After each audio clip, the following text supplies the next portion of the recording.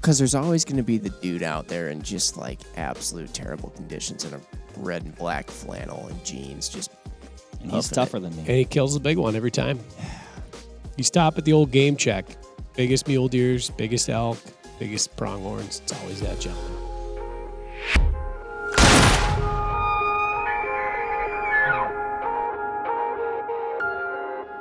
All right, what's up, everybody? We've got a little ditty here for you today. We're going to talk about staying warm. And perhaps if you're listening to this in a timely fashion, right when it comes out, you're probably in the dead of winter sometime, or at least very close to it. And it gets cold out there sometimes. If you're listening to this in summer, then you're probably wondering why you're listening to this, so listen to it later. But anyway, we've got Mark here. Myself, Jimmy, and then Ryan Muckenhirn. Ryan, you do a fair amount of hunting. Really, I guess we've all hunted. And but Ryan, we brought you into because I think we're also going to dip, duck, dive, dodge, and dip into shelters, perhaps even a little bit. Not even just while you're out and about hunting, but I'm also curious. Staying warm when you're camping out and whatnot. So, yeah. So staying warm. But let's start off with. Just as you're out and about hunting. I think that the topic of staying warm obviously always comes up in everybody's mind. It's on the forefront of everyone's minds when they're thinking of what gear they're going to wear when they're out there. You're talking about layering. You're talking about materials that you're going to be wearing. You got your Merinos. You got your down Puffy Jackets, which Mark is a huge fan of. You've got some synthetics. You've got different. What do they call that? I'm already forgetting. Like in your boots, your liners. Yeah, liners, stuff like that. Yeah, liners, materials, electronic items. Yeah, and then of course you have to think of how cold it is too, because sometimes there's what's the worst is when it's cold but it's not cold. You know what I mean? Like you're right on that you're in that tweener area, and you're like, well, I don't really have a great jacket for that, so I'm going to have to wear my thicker one, but then I'm immediately going to get hot and sweat it up. I'll take it off, but then it's cold enough that my sweat is going to get really cold, and then it's just a mess. Oh, that's a good point to bring up, is trying not to get sweated up. And I think it might be important to point out that we're going to talk about some things here, I think probably mostly hunting related, right? Yeah. But you're going to have kind of different styles of hunting as well. You're going to have maybe your more mobile, like late season, Western rifle hunt, where you kind of might be doing a fair amount of walking, but then also glassing. So you're going to be, moving, then stopping. And then you have, I guess, and there's definitely similarities and parallels, but you have your more static hunting, which would be like more late season tree, not even late season, like, November through January tree stand hunting, where you actually might be walking a considerable distance to get to your stand, but then you'll be stationary for potentially hours, right? So, a lot going on there, a lot to consider. Yeah. Plus the fact that, even if you're doing stationary hunting, at some point you have to, especially if you got a bow, you have to be able to move. You have to be able, and even with a rifle too, you have to be able to if you stay frozen for a long point, eventually when you're trying to bring up the rifle, it's a little shaky or whatever. You got a little creaks in you as you're trying to move. And it's not that hard necessarily to just straight up stay warm. Anybody can go out there looking like the Michelin Man and not get super cold. But the fact that then you need to make some sort of a hunting movement, which could be stalk, drawing a bow, bringing up a rifle, that's where then I think you run into where people are making trade-offs, right? Because now you're like, well, if I go out looking like the Michelin Man, it's going to be hard to make those hunting movements, I'll call them. So, what do you guys do? Like now that we're getting into the cooler, of course, we've had unseasonably warm November at the beginning here, but as it begins to get cooler, what's on your guys' minds when you're heading out there? Man, I'd say a lot of things, but maybe we could break it down into categories. Maybe start with clothing. Right? That is, yeah. I think that's the paramount piece in this whole puzzle. That's a lot of P's. So technical apparel. And I like bringing this up because some people think I know what I'm talking about. But when I started at Vortex, Mark was like, do you got a Puffy Jacket? I'm like, nah, I'm not going to wear one of them. And he's like, you're not doing it right. We bring this up a lot, because the Puffy is so great, but I also feel like that was like actually a pivotal, impactful moment in your life. Changed Ryan. my life, Mark. I was doing it wrong. I was hunting the mule deers and pronghorn in duck camo, and a lot of synthetic stuff. That popular medium weight polyester blend stuff, that performance quote unquote apparel, and I remember very distinctly my first mule deer hunt was in 2007. I was in northwestern South Dakota, and it was unbelievably cold. It was like, I think we had 5 for a high the whole time we were out there, and we were in negatives for a lot of it too. And my first foray into like stalking and active hunting, really, besides like rabbits, and getting sweated up, and then getting into the guide's truck, and then driving to a new location. I was stripping my layers off of this high performance stuff and putting them out the window and rolling the window up so that it would hold it there, so that it would attempt to dry. Of course, this doesn't work because the ambient temperature outside was like popsicle worthy. And so it destroyed the whole scenario. And I was miserable for a great deal of that. But I thought that's just what you did. And I thought that's how it worked. Years later, progressed into what I would call like valid technical apparel for that kind of hunting. Merino Blends. I've, for me, gone away from a lot of synthetics. I have a tendency to sweat a fair amount. Like I can't wear a grid fleece and be active because I turn into like a dish rag. So I do a multi-layering of merino to a breathable insulating layer like down. And then if there's like wind or snow or rain, then I'll have a shell on top of that. But for the most part, it's a multi-layering of merino in various weights and then a down top, like a jacket of some kind. Yep. How do you deal? So like with the merino, are you just then not sweating, or how do you deal with? Because I know then the one thing you have to think about with merino is that if you do get sweated up, it's not as not likely is not the word, but it's not as easy for it to then dry out. It's not as dry or as quick a drying material as, say, like a performance synthetic. And this is a good question if anybody's really savvy on textiles, if you will, and how they interact with different people and body temperatures and things like that. I'd love to know a little bit more about it. But for me personally, what I've observed is that the merino will pull and wick naturally moisture off of my body and begin to migrate it to the outermost parts of the layers that I'm wearing. And then, through ambient heat and atmosphere, like begin evaporation. And I have found that a wet merino layer, I'm going to use wet in quotations, but perhaps a damp or moistened merino layer is warmer than a synthetic layer when you're wearing it. I was thinking about that the other day because we always talk about, and even growing up, it's like, oh, wear wool because it keeps you relatively warm, or allows you to stay warmer than other materials when wet. But golly, I sweated up my merino base layers the other day. I went in dressed too warm for the conditions. Yep. Then was active. Yep. Sweated, and then stayed cold for actually a really long time. And I was like, I wonder how much of that insulating quality it actually retains. Like, I still stick to wearing synthetic like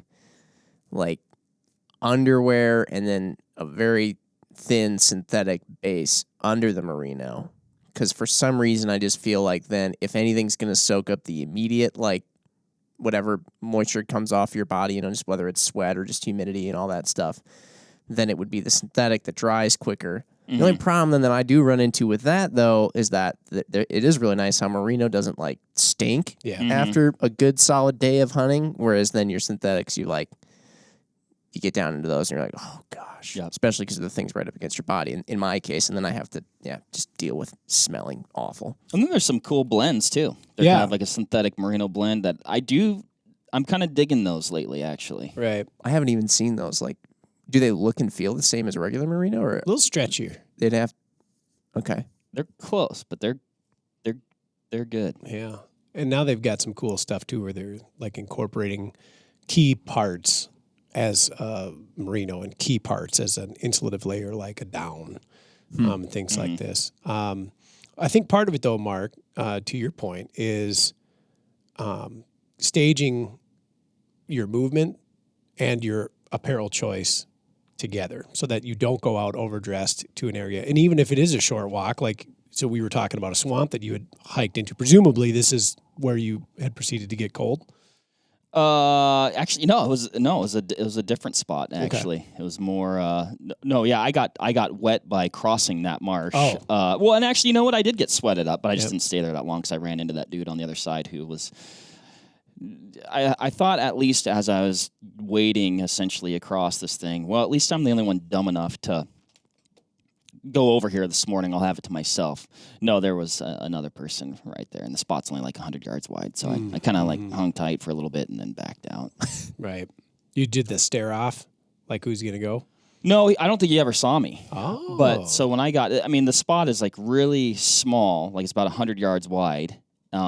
But I've seen deer in the past down there quite a bit, but I don't know what the conditions were, if they were letting more water out of the dam because we're expecting rain today or what, or it was definitely warmer than average conditions. So maybe the marsh wasn't partially froze like it normally is, but, definitely higher water. And then in the timber that I usually hunt was actually semi-flooded as well. And like I said, it's just a really small spot back there that I generally have good luck seeing deer and seeing bucks, but, and I've never seen another person back there before, but, this guy's got your number. Yeah, he was definitely, he got there a little bit before me. So had you, not in haste, thought, I will go down to my base layers on my entrance to the spot where you got sweated up, so that you weren't covered in so much clothing, do you suppose you would have had the same problem? No, I think I would have been fine. Right. But, again, haste, trying to get out. I'm like, I'm not going to I was using my climbing stand. So I'm like, what? I'm not going to bring my pack. I'm not going realistically that far. If I kill something, I'll just come out. I'll get the rest of my stuff. And this is a good point to bring out. Bring a backpack like I didn't. That's big enough to hold all your gear, including those extra layers that you don't want to have on while you hike in, because you're going to get hot and sweaty on the way in, and then you're going to be cold all day. It may seem inconvenient, but I guess the ability to sit 4 to 6 hours not shivering is far more convenient than having to carry a pack. And it's tough to, sometimes you run, like I was, in this case, I was running a little bit late, wanted to get up there. That's always my thing, too. It's like, I'll be fine. It's like 300 yards. I got 300 yards, so just take it easy. It's straight up. It happens quick. Yeah. Especially when you're in the wrong gear. And I still remember the first time I went out by myself, and I was like, well, I'm kind of going out to this marshy area, and it's really cold today, so I'll just put on all my layers and my chest waders. And within the first, 50 yards, I was already sweating, and it was miserable, and it sucked. The good news is you lost 10 pounds. Yeah. If there's one activity that is sweat-inspiring, it's dragging your duck boat through 100 yards of floating cattail bog while in cold-weather duck gear and neoprene waders, because at the end of that, you've completed effectively a 90-day Atkins cycle. Would you rather? Okay, so there's this balance. There's this balance that needs to be stricken between. Well, you just always need to hopefully be comfortable for whatever you're doing, right? And so that's where it gets tricky, because there are times where you're going to get really cold and you're going to want a lot of layers, and there's times where you're going to be moving or doing whatever, and it's going to generate a lot of body heat, and you're going to want to not have layers on. So, but sometimes you need to just make compromises and just say, I'm okay starting out a little cold, knowing I'll warm up, and then hopefully, what would you guys rather be, a little too cold or a little too warm? That depends. Okay. That depends. I would personally rather be a little too cold. Yeah, I can put up with a little. Because I have actually, I just have, an issue when I get a little too hot. I just, start getting uncomfortable. My mind starts wandering. It's thinking about how hot I am. I start, and then also I feel like, I've been on hunts where you're out, you're trying to still hunt, you're trying to find a good spot to go, you're trying to not make a lot of noise, and then all of a sudden you're like, I am on fire. And then you're, trying to quietly unclip your pack and set it down and do the whole, quietly unzip your jacket, and fuddle around with everything, and it's a whole display, you know. If I'm going to be cold, I don't want to be like a little cold because it's annoying. And then I think about it, and then I'm like, okay, just maybe like picture myself in Sedona, Arizona. And, you know, this is just annoying because I'd rather be just like cold. You just want to be full on cold. Just, no. But then I idea. also don't want to be like hot knowing I can't cool down. You know, like you get all, but it's super like, I guess, and it brings up, just like what we're talking about, the point of dressing in layers so you can peel up and peel down and be smart about taking the time to do it at the right times to do it. You know, the right time to peel off that puffy jacket isn't when you're sopping wet. Yeah. You know, let's say like when you, for example, let's say you step out of the truck and you just get to the spot you're going to hike in a little bit, right?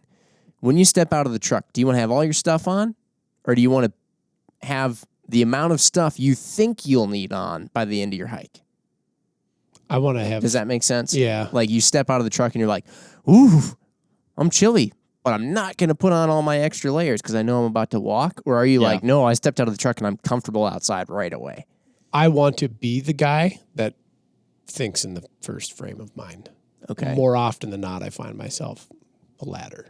Yeah. Yeah. Same. I start off with all my stuff, as I probably shouldn't, because you're like, it's freezing. And then 5 minutes you're like, I got to take my jacket off. Right. But you got to be able to make that decision to take the time to, when you're probably running late, to take those layers off. Part of the reason you were ever even able to get to the point where you were feeling really warm is because you had all the layers on. So then you have to wonder to yourself, well, would it have taken me longer moving around to get to a point? If I were wearing less layers, I'd have to move around more to get up to a level of being, you know, if that makes any sense. I didn't follow. Yeah, I kind of... If it was like a spectrum, you know, of like warm and cold, if you start out more towards the warm spectrum, then it doesn't take very long to like hit the I'm too hot. Yeah. Whereas if you start out like down here towards the I'm too cold spectrum, and then you got to take a while to get to the I'm too hot. Yeah. Does that make sense? Yes.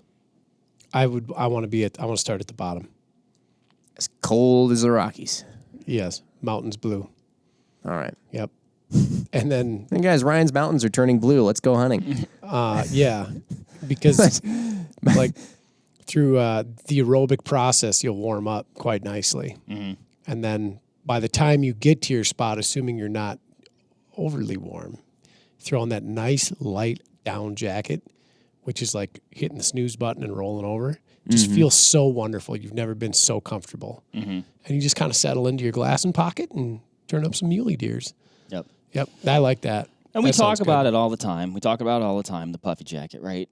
So if you're listening to a lot of our podcasts and you're just like ad nauseum, quit talking about it. Sorry. Change your life. But the nice thing about it also, it's so compact. You can shove it in just about any external pocket of your backpack. So when you get there, it's an easy, you don't have to unzip, or you might have to unzip something, but it fits. You can stuff it in just about anything. And so it's easily accessible in general. Aside from my like wear it in Manitoba ice fishing puffy jacket, all of them would fit into the size of a standard 32 ounce Nalgene or smaller. For sure. Or smaller. And they generally weigh maybe 10 to 12 ounces. So there's not a whole lot going on there. Yeah. Not a lot of weight, not a lot of bulk, but a lot of insulation. Big the birds had it right, Ryan. They did. Nature. They did. You know, smart birds. Back on whether I want to be hot or cold, and I said I'd rather just be cold. There's some caveats to that, though, and one of them is like turkey hunting. So early season turkeys in Wisconsin, a lot of times it can be in the upper 20s, low 30s. Sure. And that's often met with quite a bit of rain, and maybe there's some humidity going on. I think about this when I'm cold turkey hunting, you know, because the idea is you stay as still as possible because turkeys have X-ray vision and they can, you know, see through tectonic plates and everything. And you can't move, you can't do anything. You can't be like, oh gosh, rub your hands together, feel warm. But I never remembered it being that miserable, like doing late season diver hunts in northern Minnesota. Like I'm standing in water that is 2 degrees above freezing, and I'm wet. I know I'm cold, but you can like move around and motivate and like put your hands in your waders and warm them up. Yeah, and it just seemed more pleasant than 36-degree turkey morning when the sun's coming up. Sure, I mean tree stand hunting is a lot the same way. Yeah, and you can't do anything about it. that's miserable. What would you say is the most important part of you to keep warm, if you will? For me? So, I mean, there's obviously, like, everybody's going to say, like, well, you got to keep your core warm, idiot. Like, if you don't, you'll die. So there's that, yes. So if we're talking, like, dangerous levels of cold, then, yes, you should probably keep your core warm. But I'm saying as far as, like, let's assume you're not, nearing hypothermia or anything like that, and you're just trying to, like, stay comfortable, stay... Well, I think the core is important because when your core starts to get cold, that's when it starts sucking all the blood out of your hands and feet, and then your feet freeze, or then your extremities get too cold. And I'm a pretty temperature sensitive person. Like, I get hot quick and I get cold quick, and my hands get cold, and my hands and feet like go numb, like on cold days, And so yeah, I think keeping your core warm, but also having things available to keep your hands warm, whether that's a little bit heavier glove that maybe you're not wearing all the time, a down mitt perhaps, which actually that's not something I own, but I really should. Are you talking like mittens, or are you Yeah. talking like a muff? Well, no, like a mitten, Yep. but and then also like a muff, kind of like the old quarterback yeah. muff Which I do. waist thing. I finally bought Fanny one of those pack. like 2 years ago. My brother-in-law, who's a Wisconsin native, he's like, "You just got one of those?" He's like, "What have you been doing?"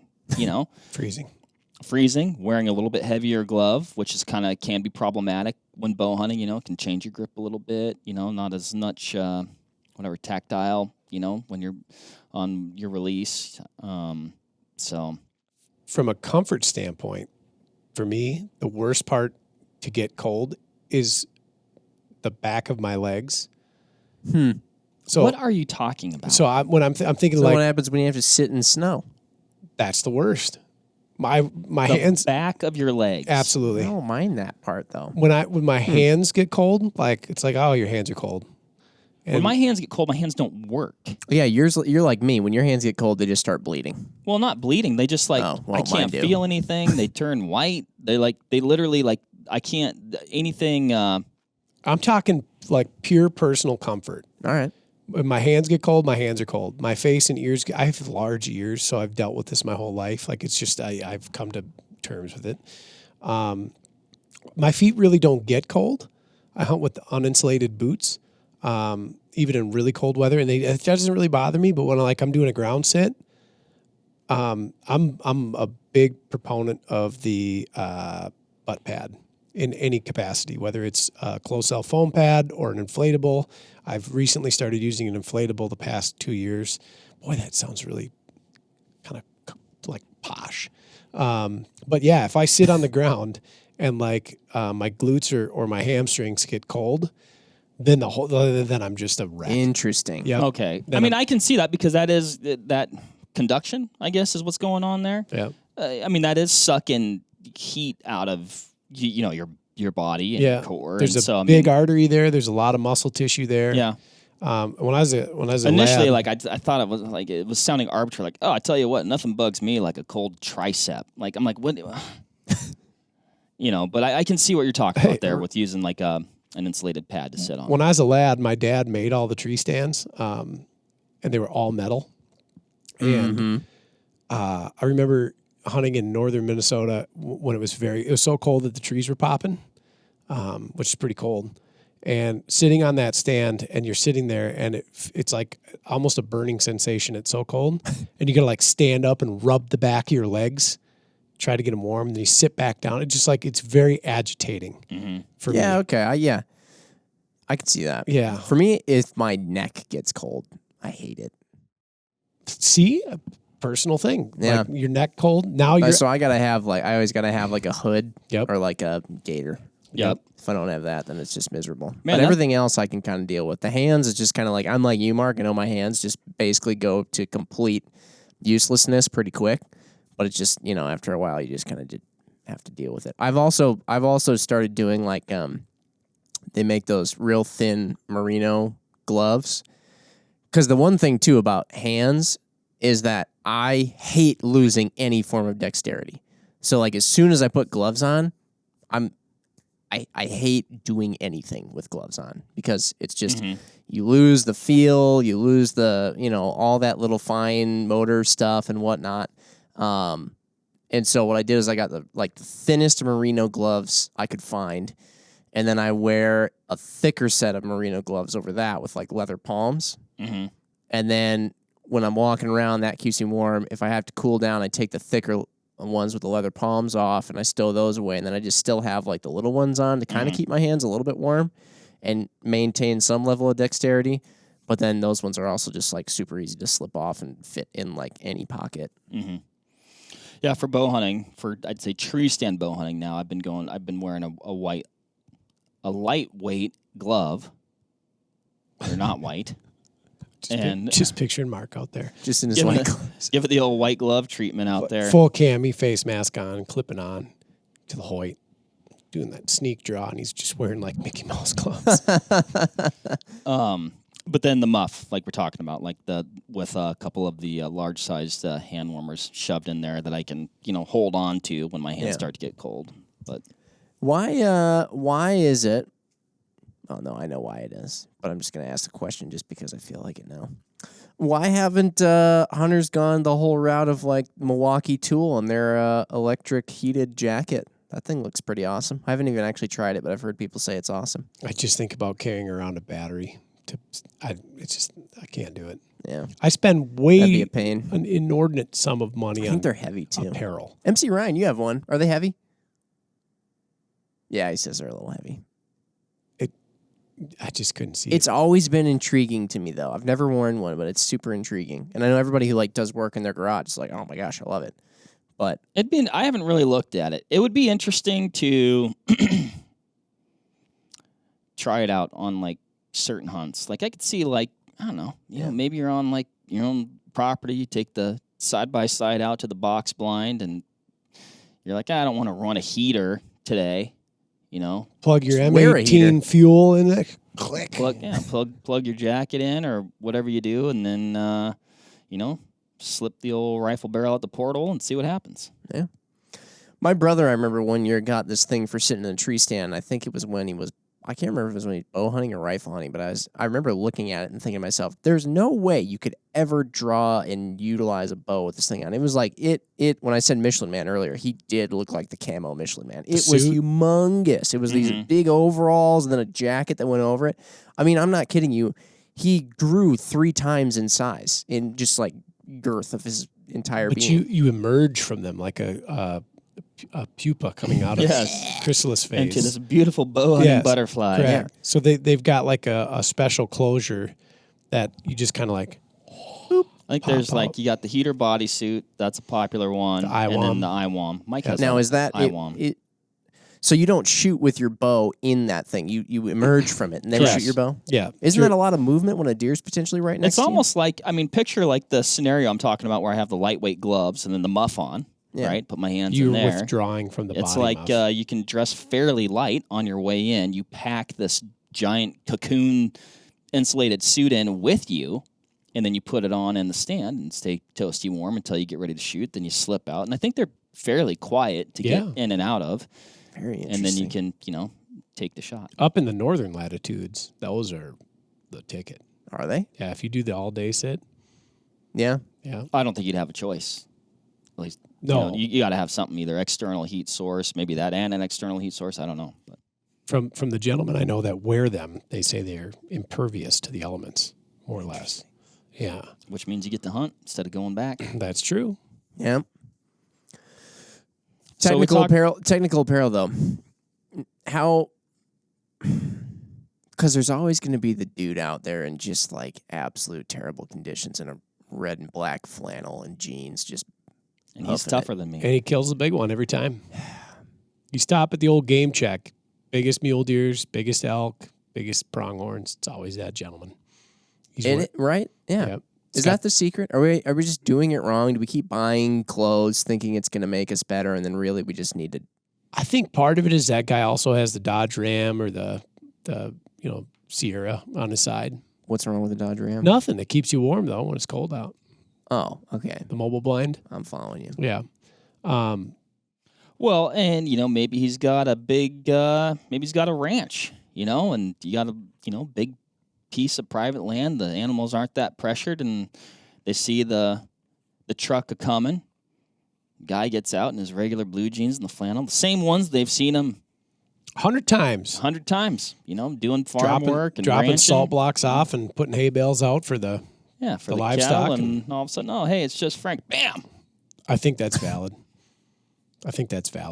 We've joked about It's like camouflage. It's like we've joked about just having flatbeds, like white diesel flatbeds, and then getting cowboy hats and then hunting pronghorn and mule deer that way. They seem completely unaffected by that. Mm-hmm. They see that and they're like, oh, it's fine. Open them, red, blue, green, Yep. any black, any other pickup. No, then they bed don't. on it. other than the legalities Get of out. it, the flatbed would make a perfect platform to shoot from. That's true. That's true. Other than the legalities, like you said. Yeah, it's, there probably is something to there. that. So you're packing in.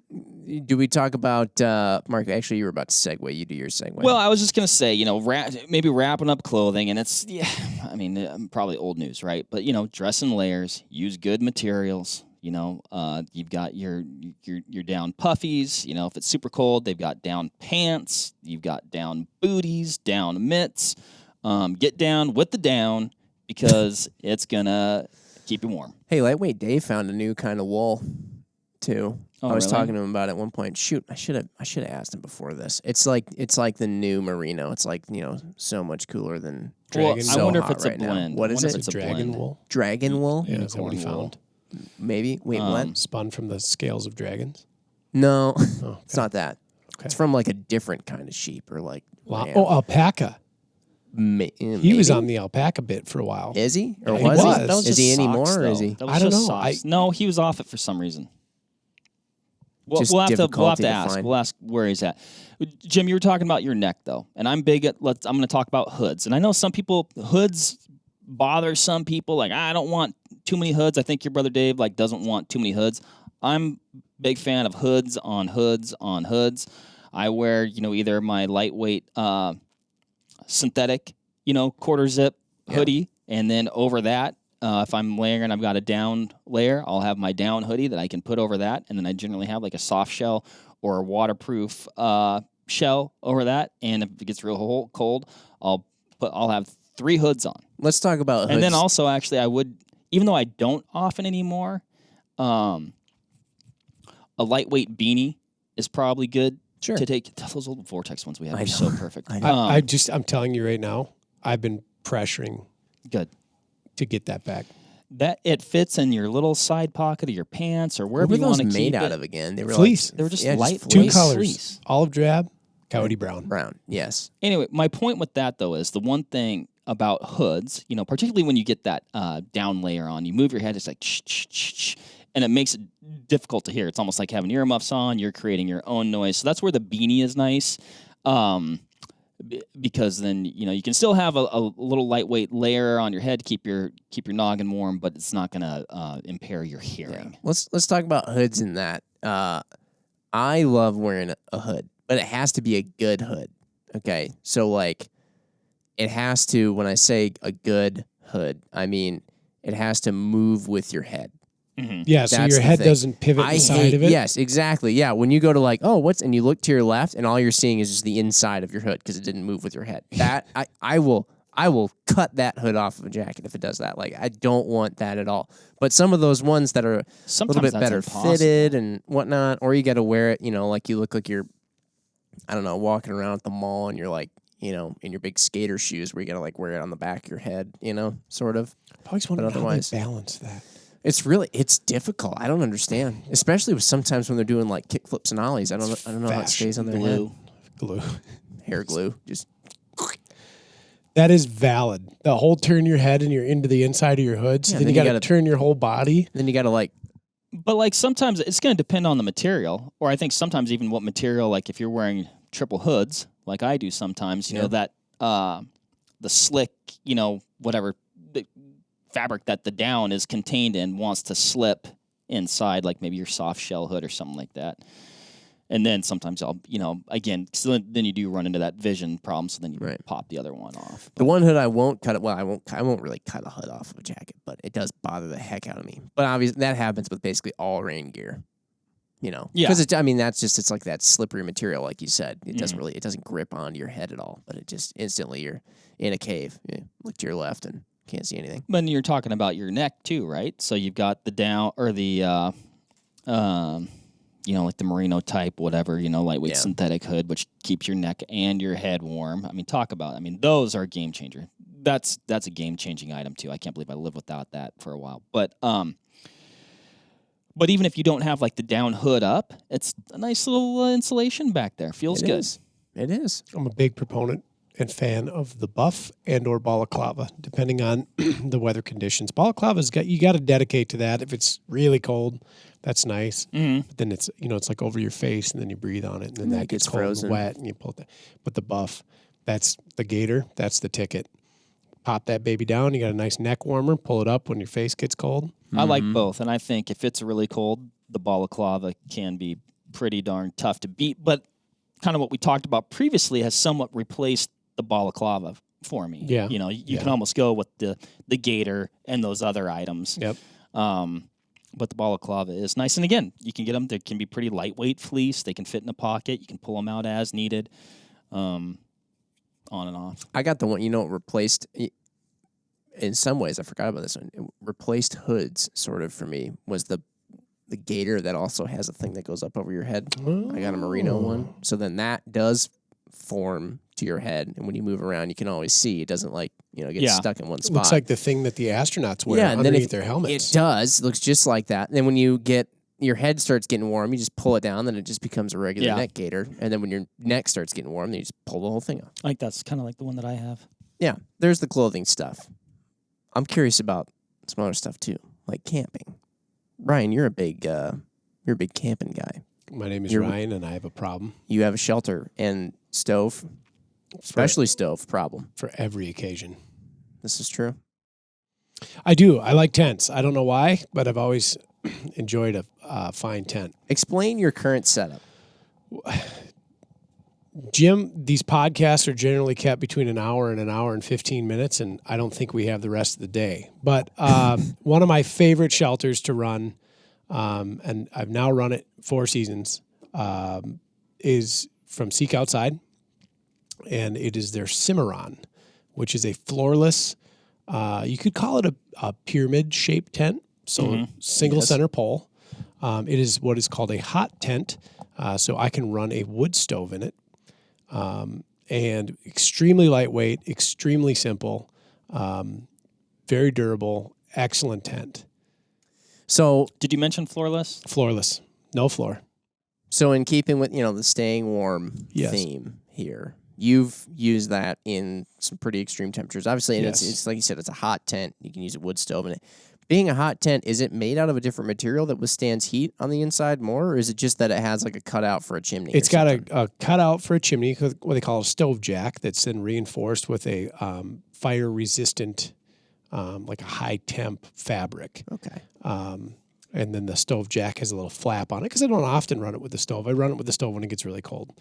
And then, like during the summer months, I don't run it with the stove, obviously.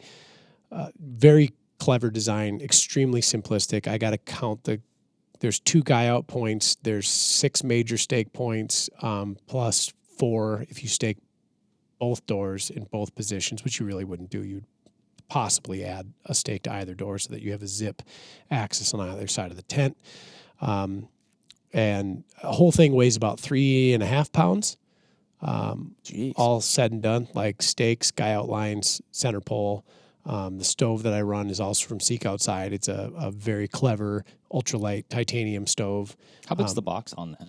So I have the SXL, which is way too big for the Cimarron, but I also have an 8P, which is like a teepee style design. So you kind of got the one stove for both. I did, and they've now just come out with a new stove they call the U-Turn, which is even more clever than the first clever stove they had. So they've eliminated 3 walls on the stove, and they've made it out of one piece of titanium that rolls. On either end of that, they have a special seam they've folded in it into it so that it clips into the front component of the stove that has the sliding door. So instead Is it a of circular stove then? no, it's still a square rectangular Still box footprint. style. But rather than having squared walls on the like the left, back, and right side, they call it a U-turn because now the wall has like a defined curve to it. Okay. Is that the same one Rick got? Rick got a U-turn. Yep, you get the U-turn L, which is a very appropriate size for the Cimarron. Now I could go much smaller in that as well. Like they have a stove they call a Cub, which is adorable. Like you could make. Oh gosh, here he goes. Yeah. He loves small stoves. Yeah, but going. There's strategy behind it. Yeah, because how long will that stove in cold temperatures? Like, how long is that wood going to burn? How often are you waking up, to re-stoke the fire if it's cold out? Depends on the wood. That's kind of the biggest thing that I found in it. And I haven't had a ton of burns in it. I've maybe had 50. Have you ever tried to burn ironwood? Yeah, last year. That stuff is Incredible. Are you packing in the wood or are you getting it while you're out takes there? a while to get it going. Gathering it while I'm out there. Okay. So last year we were in Nebraska. We were doing a muzzleloader hunt. It was very cold. I think we had 18 for a high, and we were sleeping on about 8 to 10 inches of snow because floorless design. But most of the wood that we got into at that point was like soft and sapwood. So it burns very fast, very hot. So the stoking situation, and it depends on like your personal level of comfort. So under normal circumstances, and this wasn't necessarily a normal circumstance, we had a hunter with us that didn't have ideal sleep gear. So we had to run a little bit warmer, and we burned quite a bit more wood than I normally would. You could fill that thing to capacity and get it roaring, damp it down real well so that it got into kind of a smolder situation, and you'd probably get 4 to 5 hours of good good warmth out of it. At which point, if you were going to sleep through the rest of the night, you'd probably get a little chilly in the morning, but you'd still have a cold bed that you could resurrect, when you're getting up and getting ready. That's nice. Is that not like melting the snow in your floorless tent and then turning it into a slurry at your feet? No, it dries pretty good. So we were in the tent for 4 nights on that hunt. And so, like I said, we had between 8 and 10 inches when we pitched. Of course, prior to pitch, we'd stamped it down as much as we could and brushed off quite a bit. But there's a hard crust at the bottom. So we kind of prepped the landing pad, if you will, or the pitch point for the tent where we were at. Then on top of that, last year I'd switched to an Ultralight Cot. And this is a huge debate, which I believe I have settled for myself circumstantially. But I switched to an Ultralight Cot to get me up off of the snow. Mm-hmm. And then I have a very thin, like a closed cell foam sleeping pad that then goes on top of my cot and then my regular sleep system. And I justified this a few different ways. One, I'm getting up off of the snow. That's a big one. So like if you roll over and you're sleeping on a pad or whatever, and you don't have a ground tarp or something, even if you did have a ground tarp and your arm comes out of your sleeping bag, compresses your down and touches that ground tarp that's then in direct contact with snow. Yeah. You're leaching that right away. Hot body on cold ground means correct. Condensation. Yeah. And it's going to be super uncomfortable. So I said, hey, I'm going to try this cot. And I bought this Ultralight Cot. It's extremely lightweight and it doesn't take up a ton of space. And when I compare it to like my high R value inflatable sleep system, plus then a closed cell foam for added R value and comfort, I'm pretty close to the same weight. I'm close enough that the difference between a good night's sleep or I got to go to sleep that night and I woke up every 3 hours to reposition and like rewarm myself meant I'm going to go with this cot system. And it's been fantastic. I'm 100% sold on it. But anyway, I digress. Do you remember how much that thing weighs, that cot? I want to say it's about 2 pounds, 2.2 pounds. Wow. Like 1 kilogram flat. Very lightweight. And for the quality of sleep you get off of it, and that's a big one for me. I don't sleep well normally unless I'm in the field. And when I'm in the field, I sleep like a rock. And if I can sleep well, I'm more alert during the day. I can go further, push harder. Everything's better. So I really put a precedence on sleep when I'm hunting. I think that's super important. Take a lot of naps too out in the field. Whether that's good or bad, I don't know. Prairie nap is pretty nice. Oh yeah. Did we address the snow melting thing yet? Oh yeah. I just keep picturing it being like you melt a little snow, then you turn the stove off during the day and it turns into an ice rink, and then you're just like skating around the inside of your tent. It didn't. So it more or less, and the ground had been frozen for a couple weeks at that point when we had gotten out there. Yeah. The snow over the course of 4 days melted off fairly well in the space inside of that shelter forward of our cots. The cots and the insulating layers between them provided a decent barrier that snow stayed there underneath the cot. But in the places where like you would walk or you would take your boots off, it had melted and effectively dried. Okay. Not completely, but it wasn't like puddles and squish. When you take your boots off and you walk around in the snow, or you just walking around in your socks? Crocs. Oh, okay. Yep. Camp shoes. Crocs are choice. All Very, very choice. And really, in the wintertime, I'm not like taking my boots off and strolling around camp. Like if I'm going into the tent, and this is especially nice with a floorless because I can go in and out of it with my boots on. It doesn't really matter because I'm not scraping up my tent floor and I'm not tracking mud into anything other than ground. I'm going in there to like bunk up for the night. So Yeah, you're either getting a piece of gear. Yep. Or I'm bunking up. getting down and taking my boots off and crawling into my sack, and then that's it. So that wasn't really an issue at all. Never presented even remotely an issue. Interesting. That is a cool shelter, and that one that you have is lightweight, but they even have a Dyneema version that I've had my eye on. Lighter yet. Really no trade-off other than cost. Yeah. So it's a little bit more expensive, but you are saving ounces, and not like one or two, but substantial ounces, and it makes a big difference when you're packing stuff in. If you're packing stuff in, but that's been a remarkable shelter. But I've also slept in bivy sacks. I've slept in snow caves inside of bivy sacks. I've slept in regular floored tents, whether they're ultralight or heavyweight. I would say if you can pitch a floorless tent in a region or an area, if you've got the right ground to do it, that is a game changer. The space to weight ratio is incredible. Pretty incredible. Yeah. I've got a Hilleberg Nalo 2, so it's 2-person tent, and you can sleep 2 people in it, but now he admits you can sleep 2 it's people tight, in it. Jim. It's tight.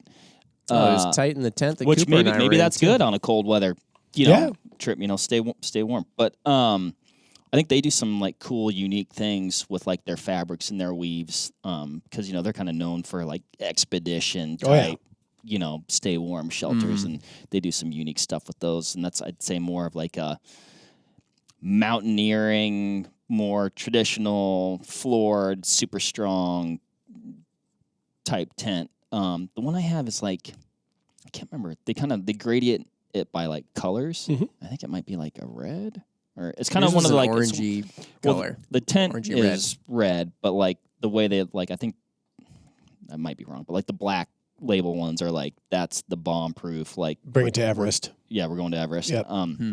Mine's kind of like the lighter weight one, but it does a real nice job. It's been a good tent. What? But it's a little bit it's like, I think just shy of 6 pounds, maybe right around 6 pounds. Which for a framed tent, well, not framed, but like a poled tent that has like actual structuring components to it, is not heavy. Right? And especially like a true 4-season tent.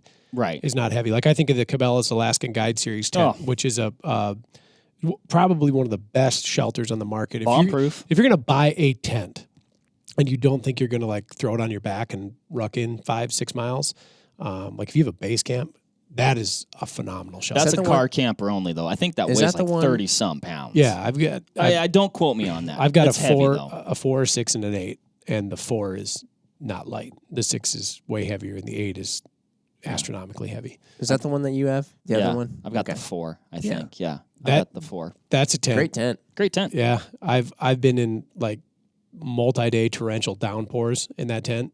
I've been in hot, like sticky, muggy July on the Minnesota North Shore in that tent.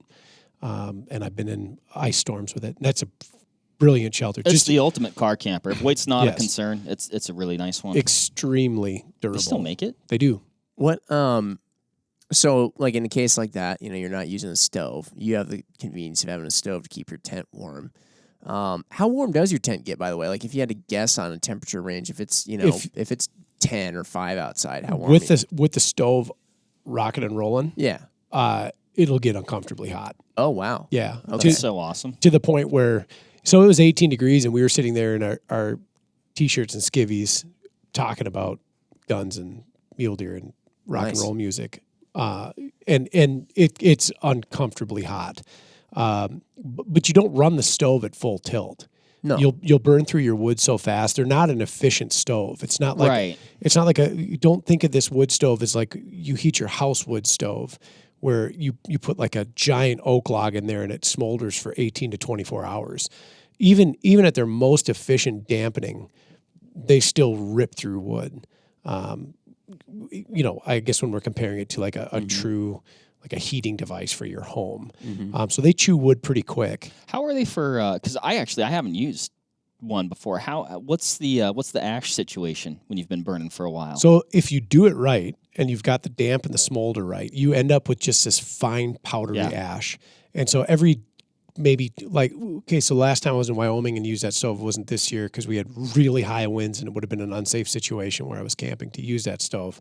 But the year prior, it was good and cold in the evening. It was in the like upper teens, low 20s. And so I did run the stove. I wasn't running it a ton, but I emptied the ash bucket once in 5 days.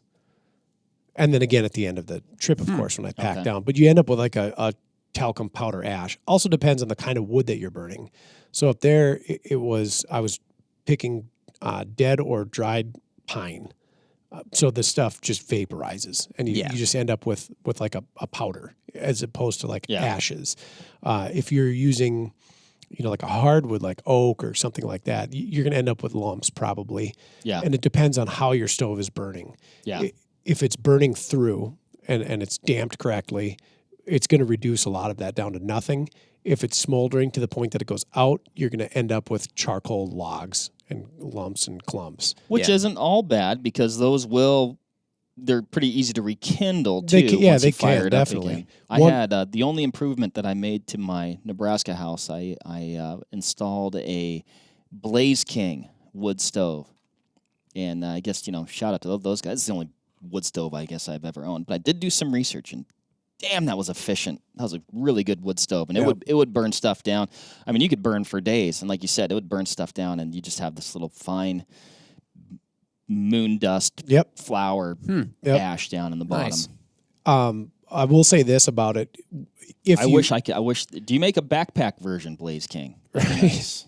If you're gonna do a hot tent stove combo, sapwoods especially, like I said, I was burning pine, and the dried stuff that had been dead and down for possibly years burns really fast, burns pretty clean. But anything that has any residual resin in it, that resin deposits on the spark arrestor.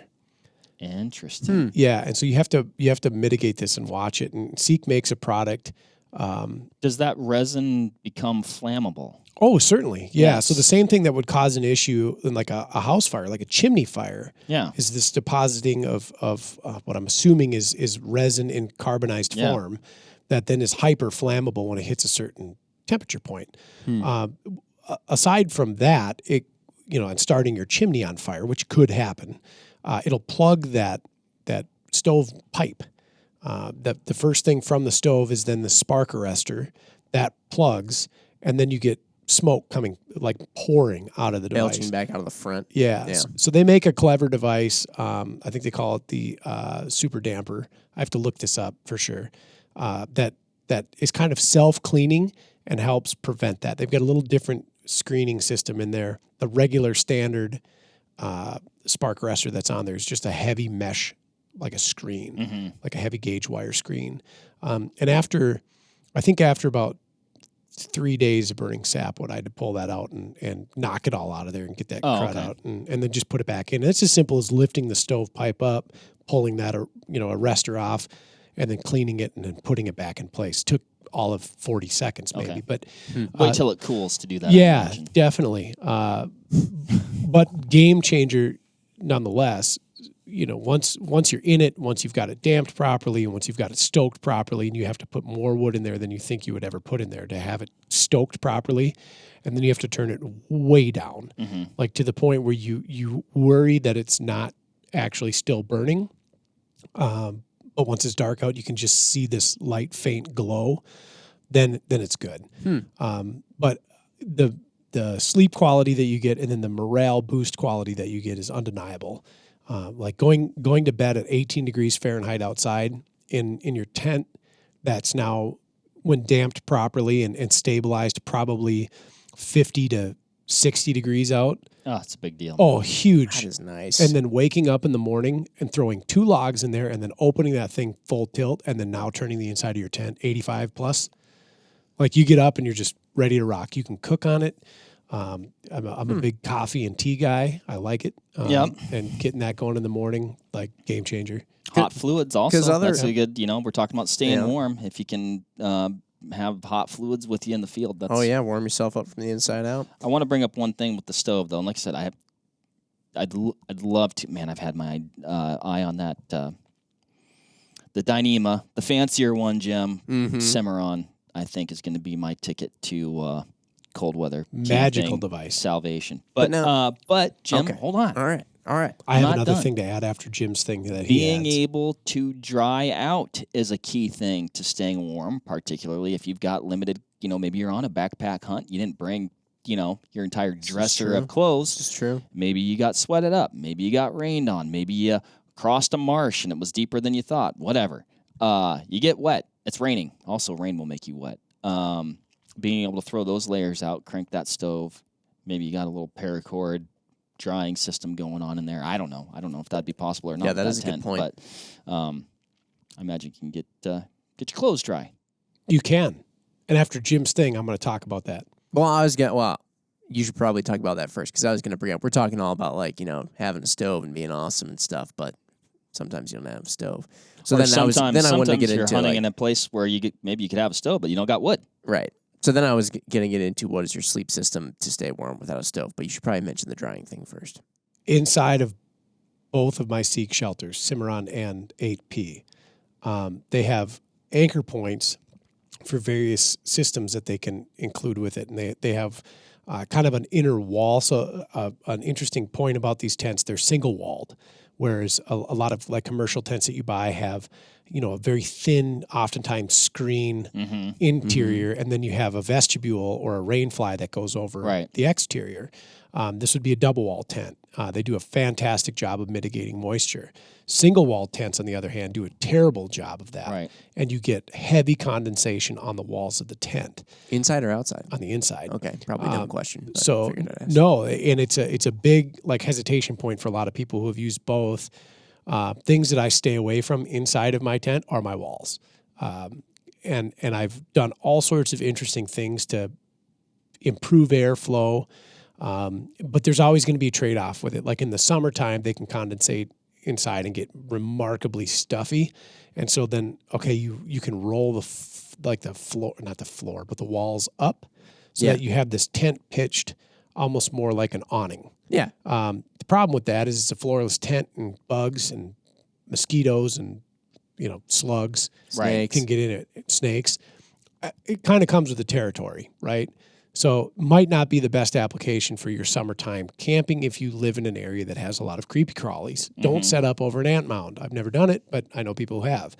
When I was bear hunting in North Cascades, Washington, last August, the mosquitoes were off the charts, and like a floorless shelter just wouldn't have been the choice. If you can do it right, it's not bad. I mean, if you could pitch it so close to the ground, but then it was so hot that when you're in there, you don't want to be closed up. So right? I elected to get mine, and you can customize these. I elected to get mine with screen doors, which added a nominal amount of weight. Oh, I didn't know you could do that. Yeah, but I knew that I would be using this spring, summer, fall, winter. And so in the summertime, I actually made a propping stick that I have these soft, squishy foam ends on that I kind of, the zipper is a two-way zipper, so it goes all the way up, all the way down, and then in between. At the top of the tent, where the majority of the heat is going to start or pocket and stay, I zip kind of the top third of the tent down on both sides, and then I prop the doors open, or at least the exterior component, with this little prop stick that I made. It allows for a massive amount of airflow through without letting a bunch of biting insects in. Okay. Really clever, helps mitigate that moisture issue. In the wintertime, though, it wouldn't matter anyways. If you're in there and you're, respirating and perspiring or doing whatever, and the outside temperature is colder, the condensation is instantaneous. Now, when you're sleeping, if it runs down, drips down, or if you touch your wall, you're soaked. So running the stove helps burn that off. Yeah. Okay. Yep. Yeah. Big thing there. Got it. But caveat to single wall tents like these, moisture on the inside of the wall can be an issue. You can get kind of a standoff wall that hooks onto this. This is where my segue went, and I kind of lost my train of thought there.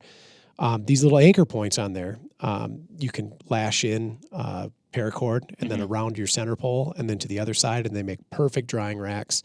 Or drying hangers, lines, whatever. Right. I was hunting bears in northern Minnesota a couple years ago. Rained every day, hiked in like 2 3/4 miles every day, sweated up, wet from rain, blah, blah, blah. Every night, drape those over there, fire's going, dries everything out. It's fantastic. That was a huge bonus. Every morning I was putting on what felt like fresh clothes. That's awesome. Yeah. Very nice. Fantastic. Okay, I'm done. All right. No stove though. Yep. Like talk about sleeping system a little bit, because so you got to stay warm when you sleep. or else- Sand stove. Yeah, sand stove. Well, I mean, I know you got a sleeping system with your stove, but I mean, I guess I'm thinking most. Do you think most people don't have a stove, or do you think most people? I think have a most stove? people don't have a stove. That's what I was thinking too. So I'm now thinking like for the majority of people out there, sleeping system when you're in your tent. Yeah. Without a stove. Yep. How are you guys doing it? The cot was a game changer. Including what you wear too. Sure. So the cot was a game changer in cold weather. I think that improved sleeping comfort notably, like big points on the board. Otherwise, it's a very adept sleeping bag and a very adept sleeping pad. And if you're going to do cold weather sleeping, this is not the time to go buy the $60 cold weather bag, because it's not valid. I don't think anyway. Down again seems to be king. Some of the new synthetic bags that are coming out there are rated just as well on the down, or like in comparison to the down bags. So I've been running down bags for many years now.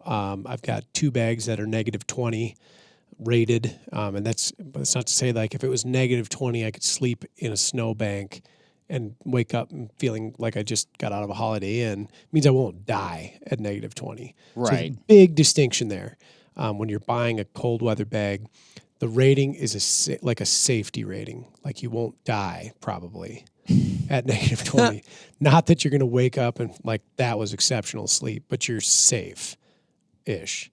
So a really good down bag. I've got one that's non-hydrophobic, one that is hydrophobic. I can tell the difference when I sleep in them if it's not exceptionally cold. If I do any perspiring, the hydrophobic bag is a little bit, I'm not going to say damp, but you can tell that it's a little bit of airflow would help. Yeah. So I'll kind of play with my zippers a little bit to kind of let air in when need be. Or I've recently switched to a quilt, which is really cool. I've had an opportunity now to sleep in that a few times. Would you quilt in cold weather? Yep. That's what Lightweight Dave does. I know, but That's what I was going to ask you about the quilt thing. Yep. Because if you're in a bag and you lay on your back, Squishing that you down. squish all the down, and it doesn't do anything. it's still something. Though. It's not useless. You're right. It's still something, but it's nothing like the rest of the like quilted portion of the down. I mean, it's not. But the thing is, it's not the feathers that warm you in the airspace. down. It's the airspace. So if you compress all the airspace out, then it is. I mean, there's something there in that there are like tiny little feathers there. Yeah. That but really there's not much of anything. And I there. can't speak to it. I haven't run a quilt yet. some guys swear by them. I know some guys that have used them, and then they go, "I'm not a quilt guy." You know, I'm very hooked on the quilt that I got. Things it doesn't have a hood, so that was kind of a transition. I don't mind my head getting cold when I sleep, but the tip of my nose gets really cold, and then that hurts really bad. So that bothers me, and like I find myself waking up at night and like burying my nose into like my hand or whatever I'm sleeping on, my pack, whatever, for a pillow.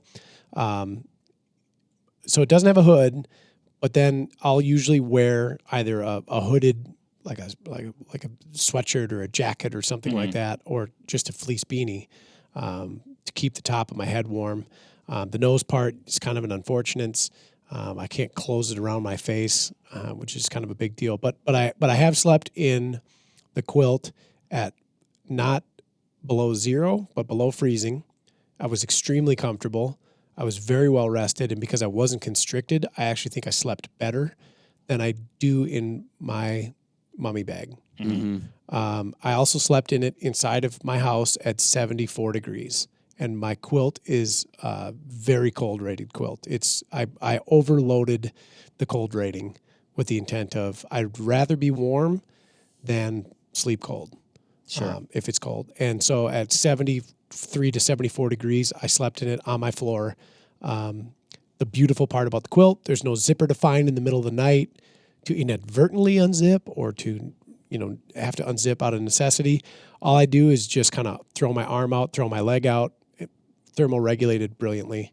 I thought it was very clever. Big fan. Again, packs down about the size of my Nalgene in a compression sack. Weighs nothing. Very firm believer. Very firm believer. Without the stove, though, then what you're sleeping on is extremely important. So, again, I use a Thermarest Z-Lite closed cell foam pad, like accordions up. It's kind of bulky, but it doesn't weigh much. I think they're like 11 ounces or something. Yeah, like nominal weight. So check that. At a bare minimum, I'll do some ground cover. Usually, what I do is I carry a thin roll of like 4 mil poly that I pre-cut. About a 300-foot roll of it from the hardware store a couple years ago, and then I just pre-cut it, roll it up in my pack. It goes in my pack. Then my Z-Lite goes on the outside, and then my sleep system in one of the compartments. So I'll put that ground tarp down. I'll put the Z-Lite on top of that, and then I'll sleep on top of that. That would be like a super minimalist setup. And I wouldn't really say that's ideal for really cold, because you'll probably feel that one. Otherwise, I then go with a decent R value inflatable, and then if it's colder yet, I'll put that Z-Lite on top of it, and then I'll sleep there.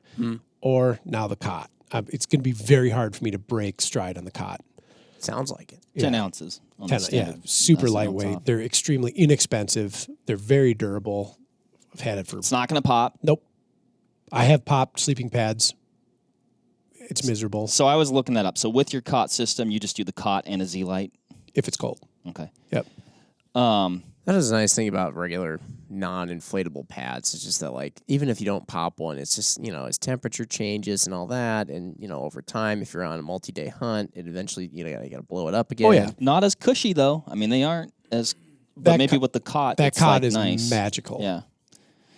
I'm a big fan of, and I haven't done a ton of, like, overnight backcountry multi-day hunts, right? But, well, hell, even when we were just antelope hunting, we didn't, the old Sub was loaded to the gills. We didn't bring a ton of clothes.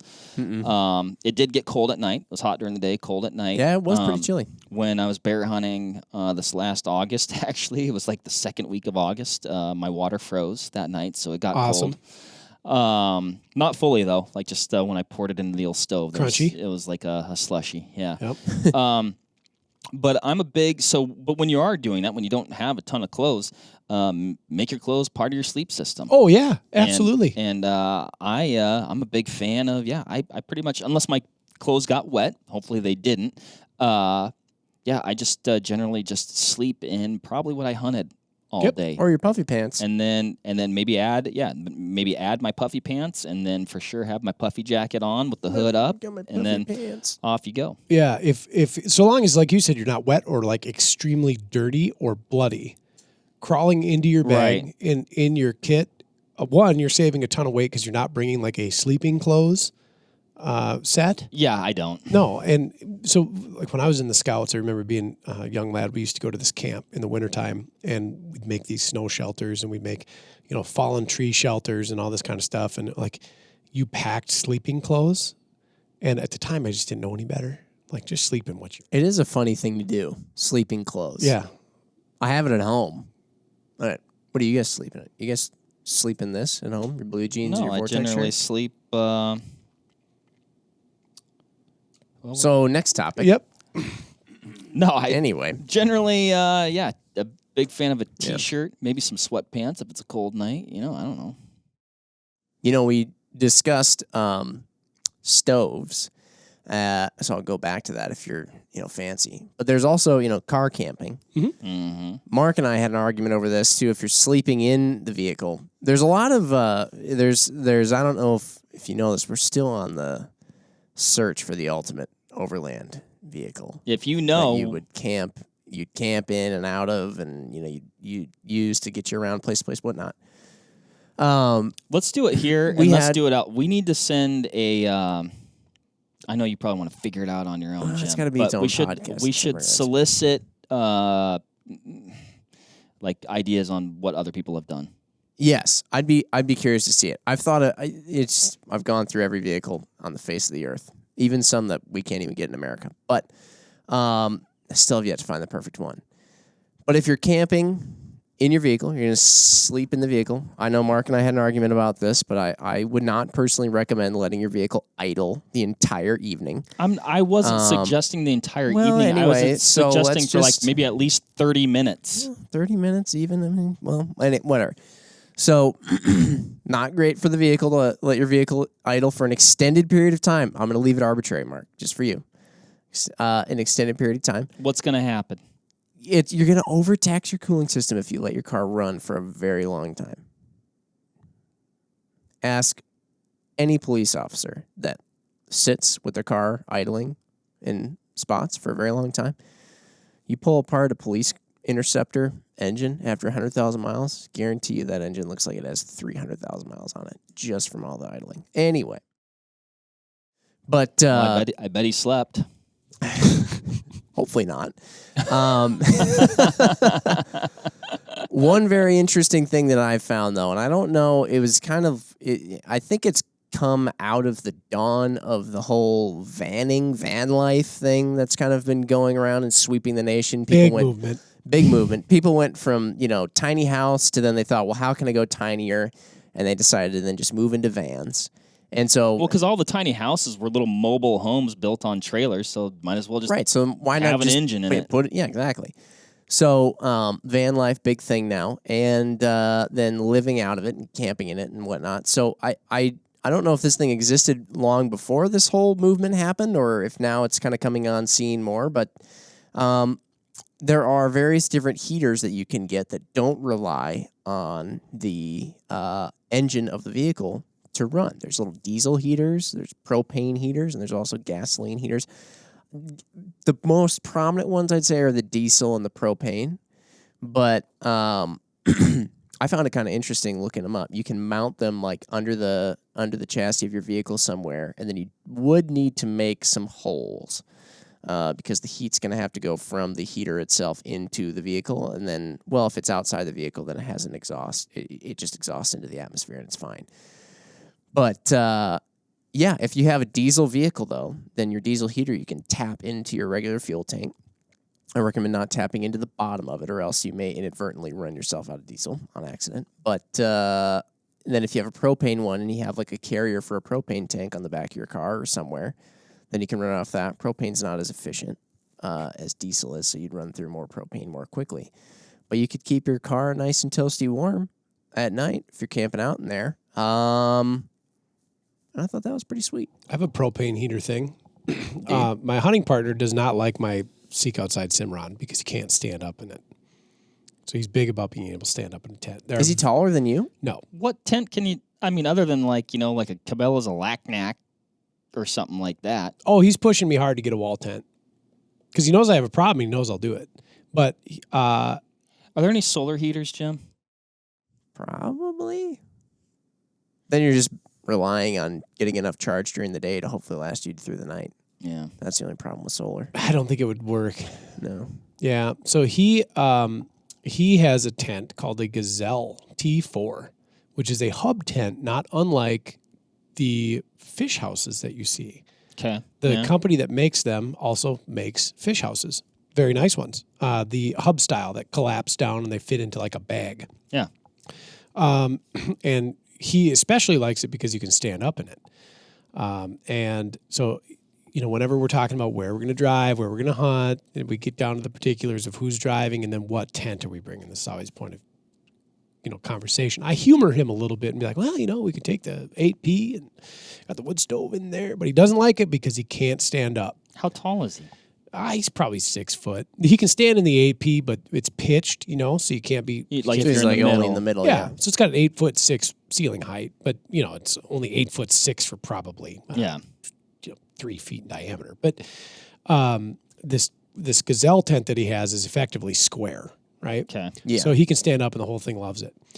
And we were going to hunt with it on a pretty cold weather hunt, and he was worried about the heat thing. And we thought about it, and where we were hunting, again, and this was in the western U.S. on the plains there's very little wood to find and burn. So the wood stove was kind of out of the picture anyway, whether we took that hub tent or whether we took, my Seek products. We knew that we were going to be based out of somewhere, and we wouldn't be like traveling with the tent. Mm-hmm. So I thought about it, and it's like, well, he's got a small Mr. Buddy heater. Yeah. Yeah. Or Mr. Heater. I always call them Mr. Buddies. They're Well, I called, think they have the little buddy. They're called the little Yeah. buddy. That's Yeah. right. Yeah. but he's got a small one. And he also has, like everybody. in the propane Midwest, heater, right? a large LP tank. Yeah. 20-pound LP tank. And I thought about it, and it's like, okay, so if we were going to camp in this particular spot, and I would call this a car camp, we had to drive the vehicle into a very remote place. Mm-hmm. We parked it, and then we hunted out from there. We would have had to have hauled wood in anyway. Wood would take up a lot of space. Right. Or we take in a 20-pound LP cylinder in the small heater. Mm-hmm. The top of the tent is completely vented with a rain fly over the top of it. Not even a rain fly, but like a rain hat on the top of the tent. Okay. A lid. So I wasn't worried about the CO poisoning in the middle of the night. Mm-hmm. Right. And we took that Buddy heater, or Mr. Heater Buddy, or whatever it's called, and a 20-pound LP cylinder out there.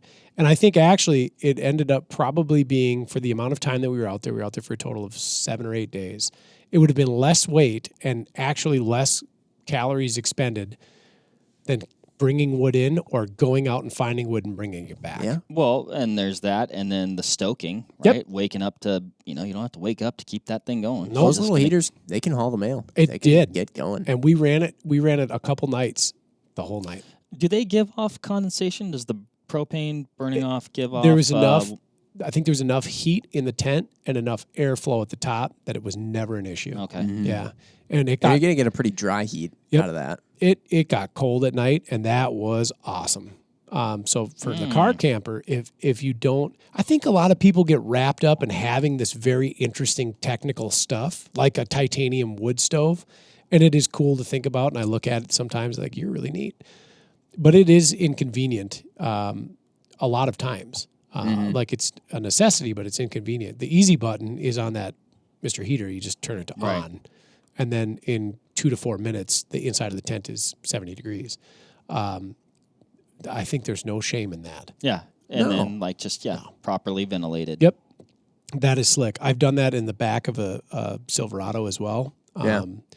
Crack a window on the topper. Yep. Yeah, we were mortified that we were going to get gassed when we were back there. Yeah. It's a good thing Sleep to took be fearful over. of. It's definitely a good thing to keep in mind. And then if you're gonna always do wondering, that. am I falling asleep because I'm tired? That was very much the case. Very much the case. Be like, I feel lightheaded, but See, I'm sleepy. But it's also midnight. I've right? always kind of wondered if it would be pretty slick to do, and so I'm always trying to come up with, like this overland rig or whatever. But if you did a rooftop tent, and then you had, because those propane heaters, the ones I'm talking about, what they do is they essentially have like, it's a heater and then it has a hose that then would send the heat wherever you want the heat to go. But if you had the propane heater and you had one of those, like, I know if you go full on crazy and you get like, not crazy, but just full on into it, and you get the old bumper with a propane tank mount on the bumper, like a rear one, and then you route your propane up to the heater that then there's like, if you had like a hole in the bottom of your tent, which also sounds scary to make, but then you just routed heat from your propane heater up in your rooftop tent. Ductwork. Yeah. Yeah, or a diesel heater if you got a diesel vehicle. Jim knows how to do a lot of stuff. He's now getting into HVAC. Just Big like HVAC. that. Yeah. You never know. I'm probably going to figure out how to ruin a lot of stuff. But I have been watching this one guy's YouTube channel. He's this sort of interesting Norwegian guy, maybe. He's got a lot of cool overland rigs. He even has a Porsche Overlander. It's because why not? Why not? Yeah. It's a Porsche 924 that he's converted into a full-on two-person like mobile camper, and it's sweet. And he has a heater in it. That's just really interesting. Like, how do you have It's the okay money if to you be don't like? think it is. I just don't know how you have the money to be like, you know what, I'm gonna get that Porsche, but here's what I'm gonna do with it. We talk a lot about from the outside in, right? But your body is burning calories to stay warm. It's working hard to stay warm, right? And so complex carbs and protein, apparently not like the simple sugars and stuff like that, which guilty of post-Halloween tree stand sits with a pocket full of candy bars. I prefer the Twixes and the Kit Kats. Are you left and Twix the or right Snickers. Twix guy? I don't know what that means. It depends on how Ryan. you look at it. I mean, if you flip it upside down, then Anyway, the right's on the left, the left's so on the right. keep eating, keep fueling your body, as well as Jim. And we talked about this in a previous podcast, but apparently I can't remember the word for it. It's kind of a complex word, but anyway, I think you tend to urinate more when you're cold, right? There's kind of some sort of thing there. Vasoconstrictor. Well, that wasn't it. There's like that was just the there's most a word complex for it. word I could think of. Anyway, but so keep drinking water so you stay hydrated. Yes. Also. Yeah. But, I know what you're talking about. Yeah, because when you are cold, your body doesn't necessarily think it's as thirsty as it should be. Well, it's like your kidneys are working overtime, so I think you're urinating more. You're expelling more fluid because of, like you said, I think because of some of this constricting that's going on. Yeah. And so, and you don't feel like drinking water, but you should. Mark, is this perhaps an argument what you're talking about is not necessarily simple sugars? Is this potentially an argument going back in favor of, yes, a can of sardines and some, what's a complex I carb? agree Fruit? because I was reading, no, that's not a complex. they say it can create an insulin spike or something like that, which actually maybe isn't good for cold or something like that. I could see that. My key to success on this one is pretty straightforward. I get things that are very easy to digest for two reasons. One, because you don't have a lot of waste out, which can be inconvenient, but it doesn't take your body a tremendous amount of effort to break down what it is that you've just eaten and then get it out to the organs to function. Sure. Yeah. So, like an example? yes, Ensure Plus protein shakes. And they taste good. 350 calories. It's liquid, so it's 98% digested. High fat content. It's actually a meal replacer, I think. Fast. Is what it is. Yes. Instantaneous. I always say it's like drinking a Big Mac in about 6 seconds, although I think a Big Mac has more calories. So 350 calories. I think they're 14 grams of protein, high fat content, a bunch of vitamins, which are important, of course, as well. They go down super fast. You can burn the little box they come in. So I get the Tetra Pak ones. You can get the plastic bottle ones, but I get the Tetra Pak ones because I like to burn that afterwards. Oh, I know the ones you're talking about. Yeah. It's more of like a cardboardy type material. Yep. Now, I am a Snickers bar guy because that is fast calories, fast energy, high protein, a lot of juice for the weight in a Snickers bar. Jim is looking at me like... Well, and I've talked about it before, but sometimes those items like that are nice because I feel like it makes you salivate a lot, so you don't have to drink half your water trying to choke that bar down. Yep. You know, so you can almost eat something like that without water. So I'm not off the simple sugars, Jim. I'm just saying it's a consideration to make. Canned sardines, dried cranberries. We should probably do a thing on backcountry food sometime, and I'll bring this up again. But another thing, I learned a lot on this from Ryan Bayless and Joey Pyburn, who we podcasted with the other day when we were bear hunting on that backpack hunt, super fun hunt. Learned a lot. But Ryan Bayless gave me it's called an F-bomb, and it's like a little. It's almost like similar but very different from like those goo packets that like a it's all fat. It's like coconut fat, this fat, whatever. So, and it's pretty like, I guess, congealed. I guess like it's kind of like a low viscous like goo, you know. But he's like, take this, put it in your front pocket for a while, and then have it in a little bit. And it was like, I want to say, I don't want to quote the calories. Anyway, the calorie to weight ratio was like really, really good. Tons of calories. And once it warms up against your skin, when you put it in your front pocket, it's like down. It just goes bloop, and it's like a calorie bomb in like 0.2 seconds. Do they make ones that don't have the coconut fat in them? Because otherwise I would be unwell. Like just not feeling great if I had. I think they have ones that are maybe more like almond butter fat or something. I don't know. Anyway, check it out. I don't know everything about them, but I do know like it was like I almost instantly felt better, different, energized, ready to rock. It was like a calorie bomb in 0.2 seconds. But it wasn't calories that are like bad for you. You know, it's basically all calories from fat. I think. Just bring a bunch of bacon. We were talking. So those same guys, they make some meat sticks that are very, I think, pork fat based. Yeah. And that was kind of the same principle. Quick side note: yesterday, Kellen, who's been on this podcast before, I believe, in engineering, I think so. Yeah. Oh yeah. Wait, Kellen, have you been on this podcast yet? MC Ryan says no. Kellen, you're welcome to come on. We were talking about Roman Legionnaires and what Legionnaires would have actually looked like, like in contrast to how they're portrayed in movies. So you think of the Russell Crowe-esque gladiator physique, and I was wondering, like. At the time, they didn't have ready access to prepared foods. I doubt they had the physique that Russell Crowe featured in the movie Gladiator. It just seems improbable to me. Do you think, though? I do. Only because of, a lot of different things. Like diet is very different now than it was then. And I just imagine if you're a gladiator and effectively you're a slave to that empire, and your sole purpose is fighting other people, I don't think you're well fed. I know you don't lift weights, and I would bet that if we could look back at them, most of them looked fairly ectomorphic. Okay, super off topic, but I think maybe they didn't look like Russell Crowe and Gladiator. I bet they were fit. I think they were probably stronger than Russell Crowe and Gladiator. Likely, like I'm talking farm kid mechanic kind of strength, where you look at them and you're like, oh, look, string bean. Then all of a sudden they kick your you-know-what. And you're like, oh, my gosh. And I think that was the case. Yeah. So we got talking about Legionnaires and then their loadouts. And Legionnaires are a pretty interesting warring faction. But the sword they carry is a gladius. For its size, it was pretty heavy. It was, probably 2.5, 3.5 pounds.